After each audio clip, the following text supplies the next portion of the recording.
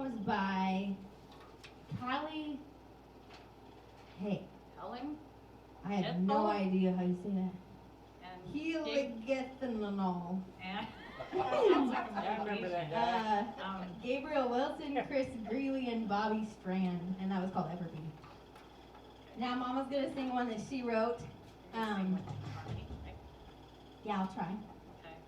And it was cute. Before Dad came up here, she said, I pledged you, and she was talking about, we both lived a lifetime. She's singing a little song, and he's like, yeah, back when we fell in love at first sight at age 3, and they were throwing cow pies at each other. I don't know, it was funny. It was cute. All right, go ahead. He didn't like me though.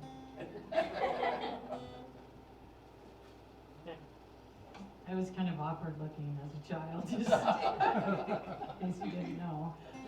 Okay. This is one that I wrote. We both lived a lifetime, the pieces left to mend.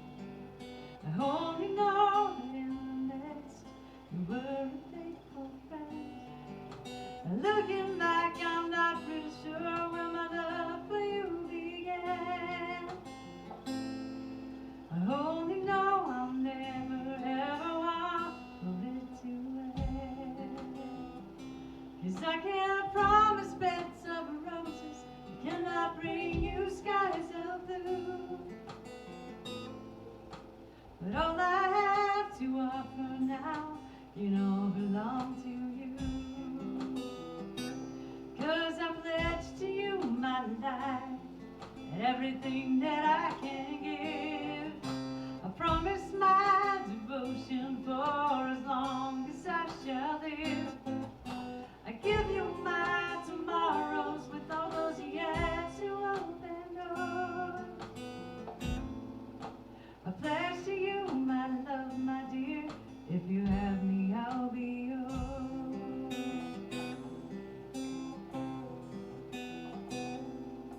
And there is not one evening when the sun does leave the sky that I don't thank the good Lord that He brought you to my life. And no matter what's behind us, no matter what will lie ahead, and when the hard times come this way, you remember what I said. 'Cause I can't promise beds of roses, I cannot bring you skies of blue. But all I have to offer now, you know, belong to you. And I pledge to you my life and everything that I can give. I promise my devotion for as long as I shall live. I give you my tomorrows with all those yet to open doors. I pledge to you my love, my dear. If you have me, I'll be yours. Well, I pledge to you my love, my dear. If you have me, I'll be yours.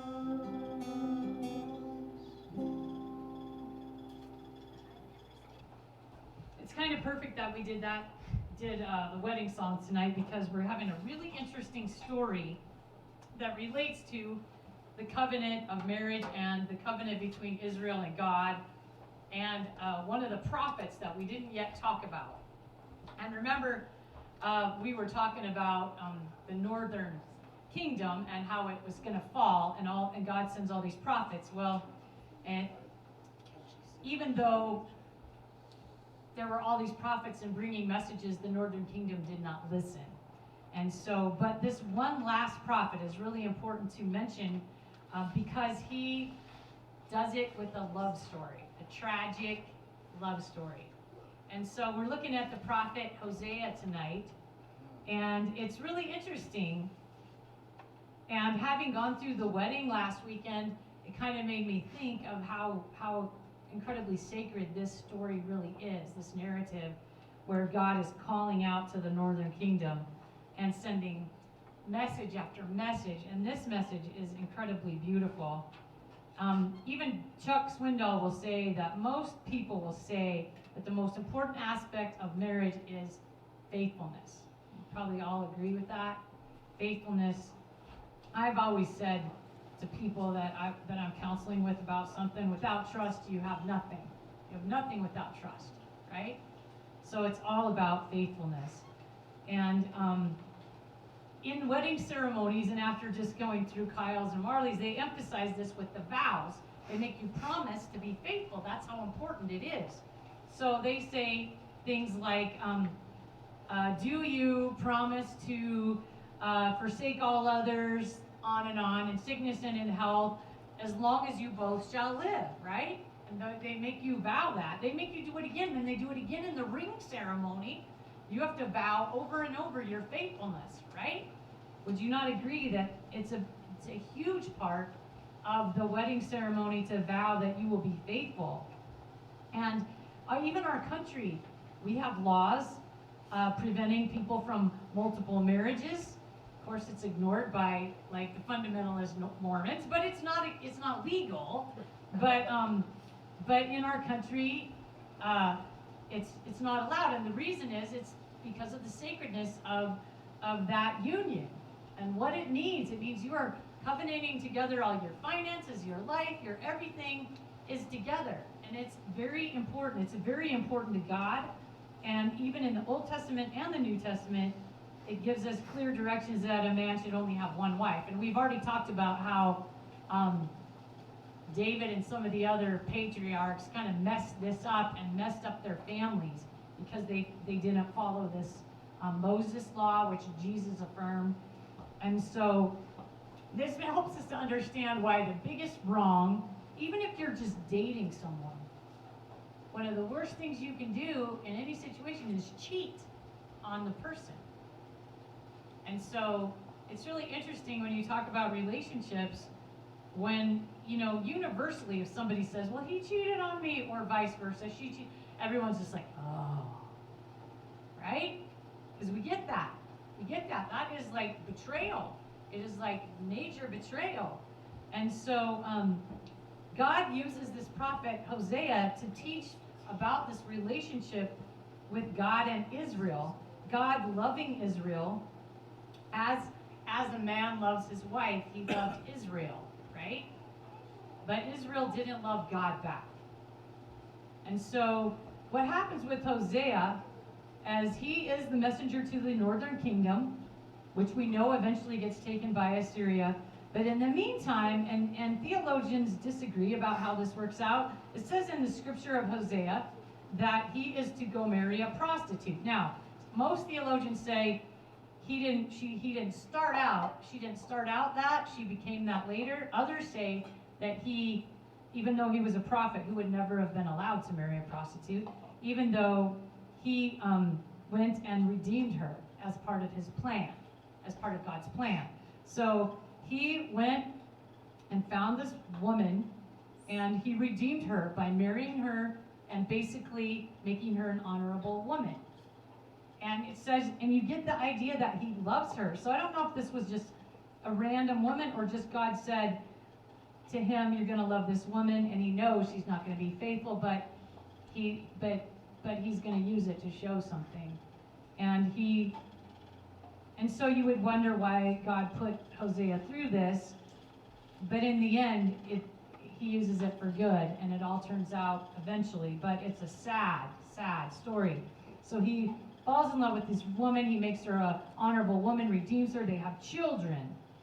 But it says in the Bible, it gives you some idea that she becomes an adulterer, so he's not even sure if the children are his.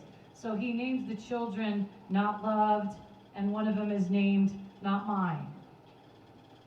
And so it seems so sad because it shows that he loves her, he really values her, but she does not value him.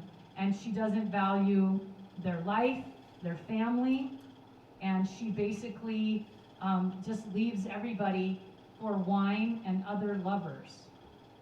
And so it's sad and kind of a picture that we see in lives today where people value other things more than their loved ones.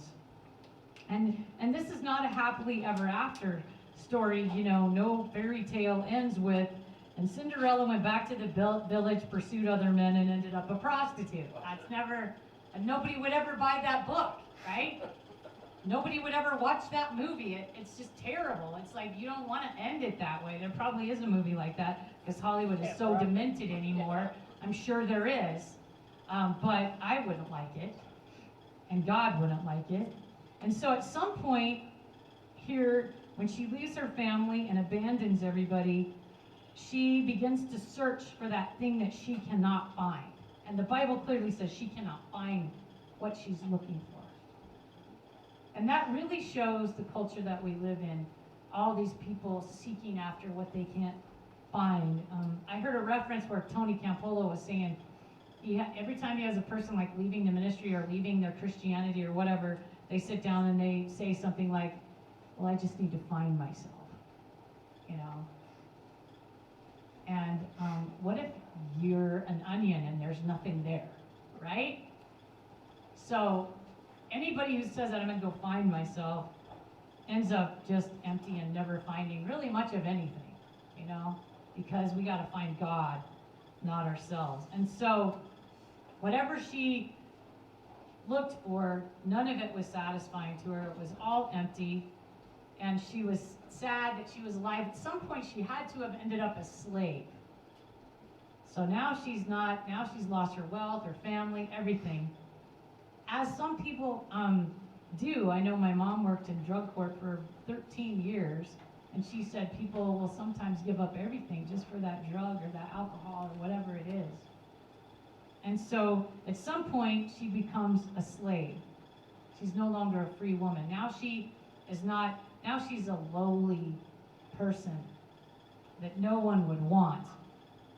And, but Hosea still loves her. So he goes looking for her, and he buys her for 15 pieces of silver. And so, and a bunch of other things. So like, he paid a price to get her back, even though she had committed the most terrible betrayal. The most intimate betrayal that you can have is for your spouse to be unfaithful to you. And he went and bought her back. And that just shows, and the reason that God is using this narrative is to show us that even though we have sinned and turned against him, he is always willing to come back for us. And at this point, you get the idea that she realizes that, the Bible even says that she realizes that she's no good without her husband, and she is now happy to see him. And he buys her back. And their love is rebuilt. And he makes this huge sacrifice for her. And in the end, it seems very happy. She renames her children to mean, I loved and you are mine. And so the story comes full circle, and very rarely will a story come like this except without the grace of God to intervene, you know, on behalf of somebody. But what this trying to teach us is that even though the most horrible thing that you can do is to cheat or betray your marriage or even friendships, and we live in a society that's very common, becoming very common to betray your friendships, your marriage, your business, to cheat, to deceive. That is becoming a very common thing, which is really crazy, because deep down everybody understands this. That's where we even get the term the crime of passion.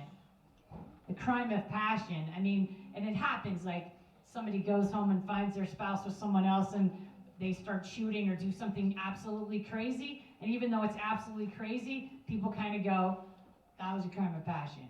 And people kind of go, yeah, that's terrible, but yeah, I get it. I feel the emotion of that person.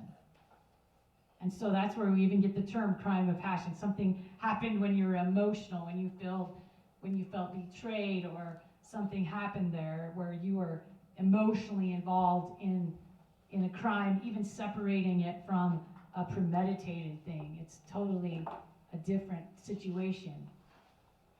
So that's where we understand that even people in our society, in this culture, still understand that that cheating is wrong. Because you might hear him talk, well, he cheated on me. And it's like, well, this seems like a common thing. Why is that? But people will admit that is unfair, that is not right, that's morally wrong, and everybody gets it, but they don't necessarily admit it, right? So here's what we have. We have God, his love for Israel, and he loves them so much. And he's just telling prophet after prophet to go tell them, and this is the one story where we really see the suffering of God, where he is suffering for the loss of his love.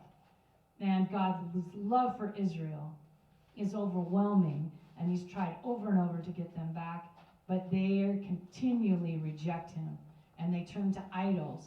And it says in Hosea 4:10 through 14, they turn to wine, they turn to God, they turn to violence, they turn to child sacrifices, but he loves them and is always saying, come back to me.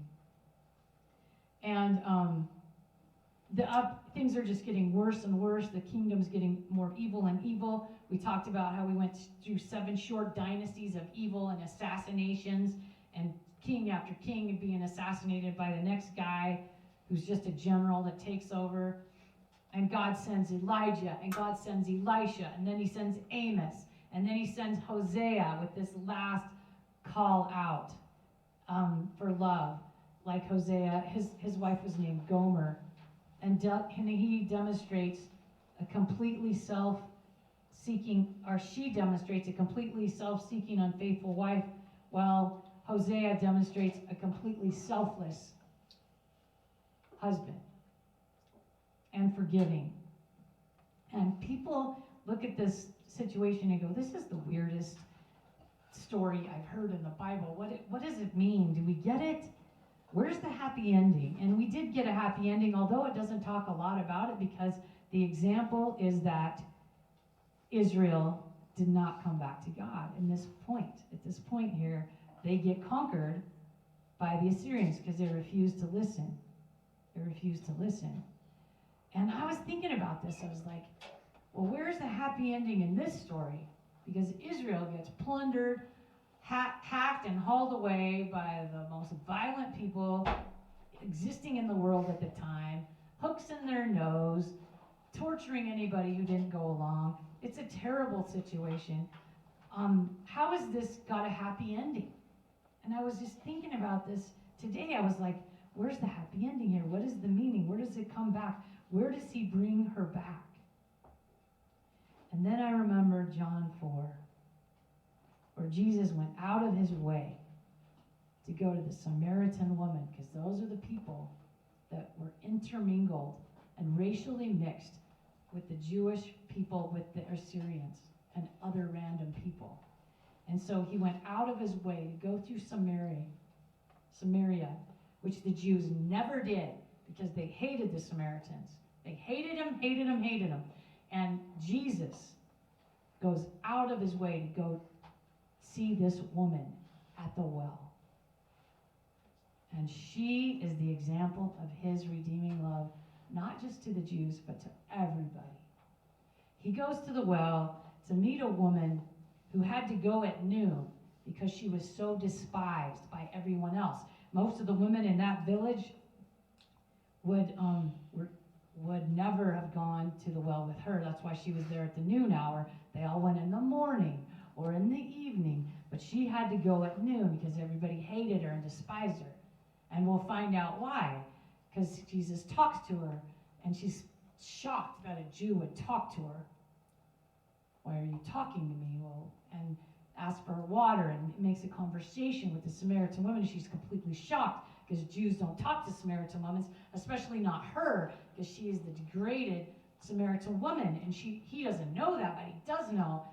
He knows exactly, but she doesn't know that he knows until he says, "Where's your husband?" And she says, "I have no husband." And he says, "You've had 5, and the man you have now is not your own." And she's like, "Oh my word, how does he know this?" And then he's just like, "Go in peace and sin no more." And he just loves her. He just loves her. He came to the well to meet that woman that despised, that degenerated, that woman that nobody liked. And she went home and told her family, and she spread the good news of Jesus all in the area. And they began to see Jesus. And she said, I've just met the Son of God. I've just met him, and he told me everything about me. And he still loved me. And that was it. I was like, I've never figured out that those two stories, they go together. Because she is the Samaritan woman. And the Samaritans are the prodigy of the Jews that were ripped out of their homes and intermarried and everywhere. And there was a few remaining. And they were what they considered half-breed Jews. And people hated them. And Jesus goes right to them. Right to them. Because he's fulfilling that prophecy. Really interesting. And then I was thinking, or is the story for us? Because the nation gets plundered. Israel is gone now. I mean, except for the Samaritan woman and a few of those people that were scattered around. They're scattered. So is the story for us? Yeah, it is. Is the story for our nation? Certainly. I mean, can you see the comparisons? Let's look at our nation. We were once a nation under God, totally loved by God, totally led by God. Christianity was the norm. People in this country used to actually be taught the Bible to learn to read. All the little primers that they had, pieces of wood, had Bible stories and pieces of the Bible. And everyone learned to read with the Bible. And they prayed in school. But now, there's shootings in school. Because there's no prayer in school, and there's no Ten Commandments. And Trump, although I think Trump is overturning something so that you are allowed to pray in school, but you're not allowed to hang the Ten Commandments or talk about Jesus. It's really limited is what you can do. And our nation is struggling. And are we still one nation under God? I know that I travel and play music all over, and there are Christians all over this nation, lots of them, just like us, just like you, meeting and trying to learn more about the Word. So it's not dead, but we're starting to feel the pressure of the world. As you can imagine, the people in Judah and some of the Israelites, like Hosea, imagine how he's feeling, living in the society of people who are worshiping idols. And so we are now more materialistic, like the northern kingdom. Remember, it got rich. We talked about this. So they became very materialistic. They were treated people badly. They had open immorality.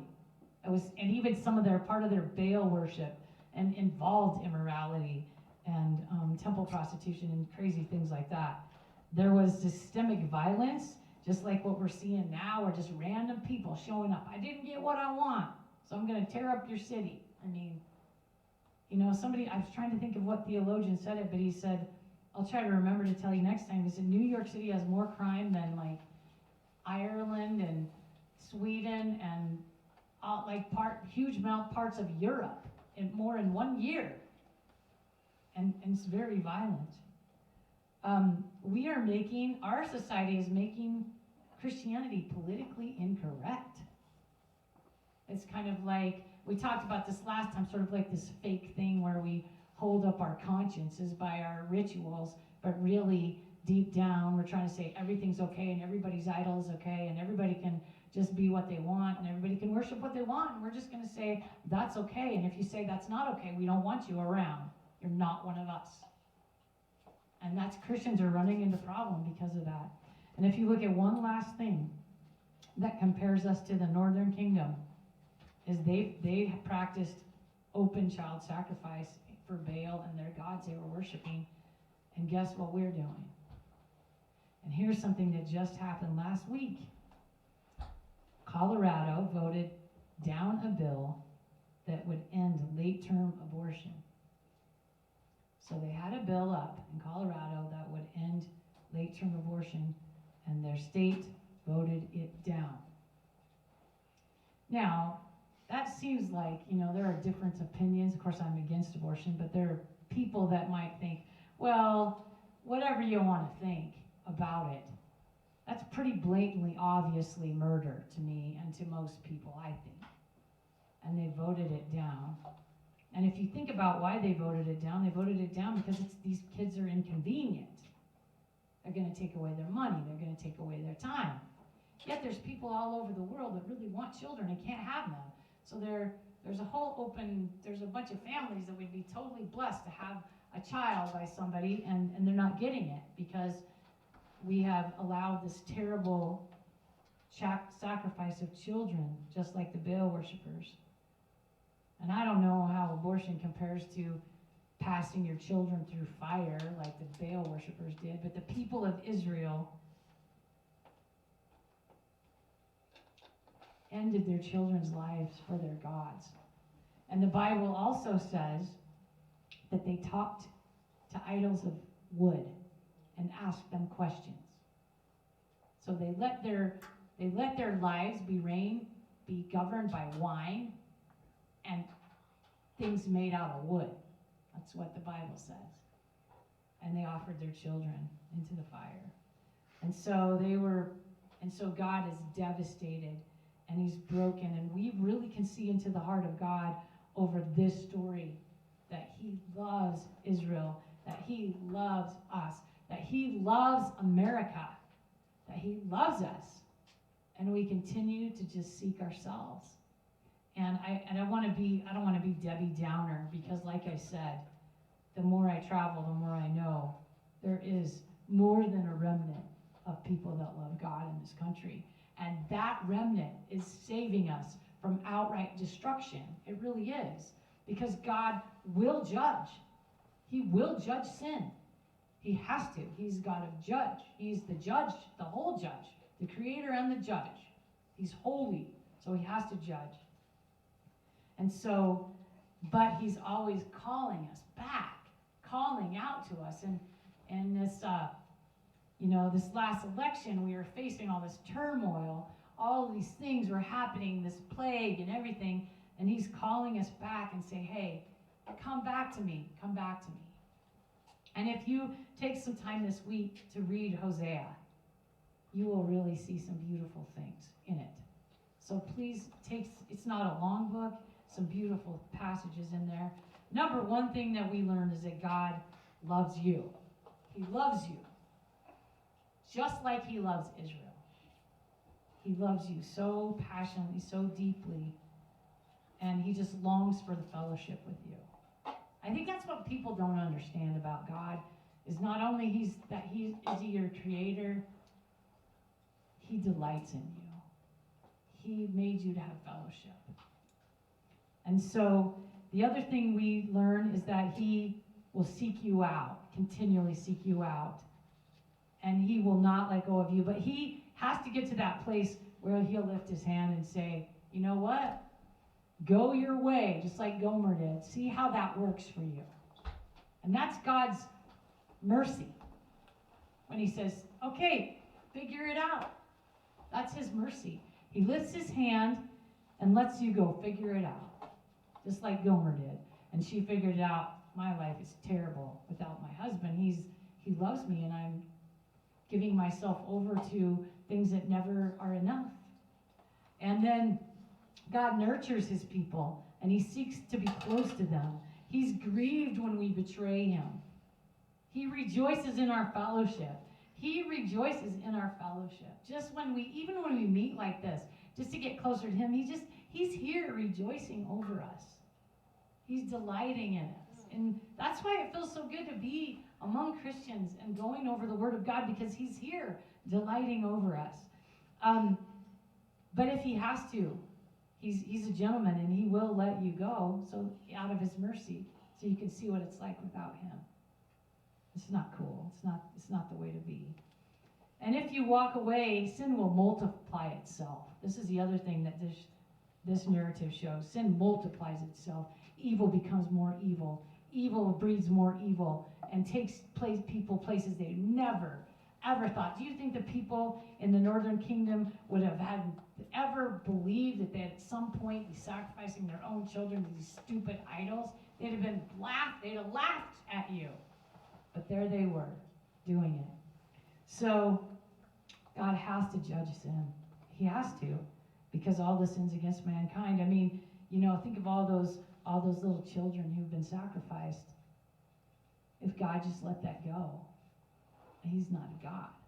He can't let that go. Bible is very clear. Innocent blood especially, he's going to take care of it. He's going to make it right. He can't just let that go. And so God pleads for his people to come back. In Hosea 14:1-9, he pleads, come back. I'm here for you. I long for you. I'm waiting, and I want to restore you. I want to bring you back. And then, just as we say no to others when we are married, so we have to say no to things that separate us from God. We have to be able to say, no, that's going to separate me from God. I'm not going to do it. Because you know what? He can completely restore us. We can be completely restored no matter how far we were, no matter how bad, no matter how far gone. We can be completely restored. Completely. But then it is our responsibility to keep turning toward God. I mean, anybody can say yes. I tell this to teenagers all the time. Anybody can say yes, because that's easy. It takes a stronger person to be able to say no. I'm not going to do that. I don't need to do that. It takes a stronger person to stand up and say no. But we don't have to do it on our own. We do it in the grace of Jesus Christ and his mercy, because he loves us, because he adores us. And none of us is perfect, so please don't get me wrong. Nobody here is perfect. But with Christ, with him working out our salvation, with him delighting over us, when we spend time with him, the saying no to all those other things gets easier and easier and easier. Right? It's walking in this life, being surrounded by sin, being surrounded by a culture that hates God, which we are in right now.